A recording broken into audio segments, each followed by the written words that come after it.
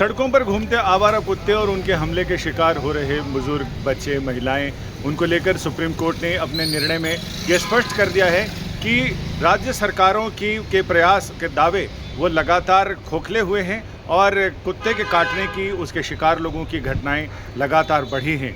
ऐसे में कोर्ट ने साफ किया है कि जो राज्य सरकारें कोर्ट के आदेश की अवमानना कर रही हैं, उन राज्य सरकारों के खिलाफ कार्रवाई की जा सकती है।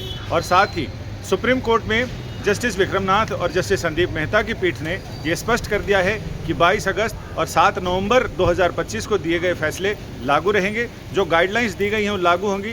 गाइडलाइंस के मुताबिक सार्वजनिक जगहों पर पार्क, स्कूल, सड़कें, इन पर आवारा कुत्तों को रहने नहीं दिया जाएगा और इसको वहाँ से उठाया जाए। कुत्तों को सार्वजनिक जगहों पर खाने पीने की चीज़ें ना दी जाएं और ये साफ किया है कि उनके लिए शेल्टर होम बनाए जाएं, उनका स्टरलाइजेशन किया जाए और साथ ही उनको पब्लिक प्लेस पर आने की इजाज़त ना दी जाए। साथ ही कोर्ट ने यह भी कहा है कि जो राज्य सरकारों ने दावे तो किए हैं, लेकिन इसके बावजूद राजस्थान देखें, बिहार देखें और बाकी लगभग सभी राज्यों में कुत्ते काटने की घटनाएं बढ़ी हैं।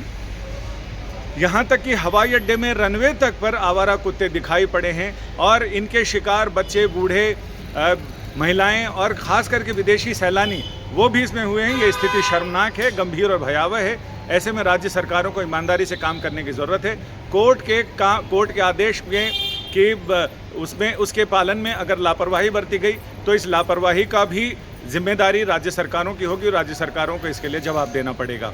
साथ ही कोर्ट ने यह भी कहा है, जिन एनजीओ ने ये दावा किया था और ये आग्रह किया था सुप्रीम कोर्ट से कि उन्हें कुत्ते चूँकि बेजुबान जीव हैं, उन पर करुणा और दया बरसानी चाहिए, कोर्ट ने उन सारे लोगों को निराश किया है और उन सारे लोगों से कहा है कि वो जो लोगों के स्वतंत्रता का अधिकार है, स्वतंत्रता से जीवन जीने का अधिकार है, उसमें कुत्ते काटने और कुत्ते के भय के बिना जीने का अधिकार शामिल है। लिहाजा इसको इसी रूप में लिया जाए। संजय शर्मा, दिल्ली आज तक।